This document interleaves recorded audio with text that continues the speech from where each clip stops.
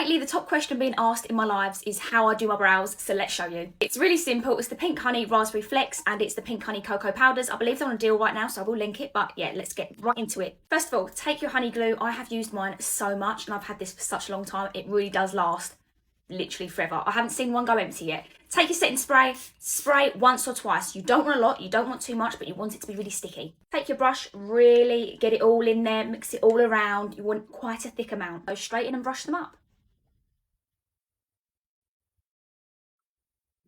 Mine go up straight away. But if you do have quite strong brow hair, then maybe the Wonder Wax will be better for you.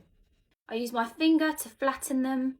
So this is what we've got at the moment. I then go in with the cocoa powder from Pink Honey. This is in 03 medium brown. And then I just run this through the brow. I also like that you're putting powder on top of something that's wet. I feel like you're really setting it in place. So this is the finished look with the rest of my makeup on. I just absolutely love the way they look. They're like soft but defined but fluffy.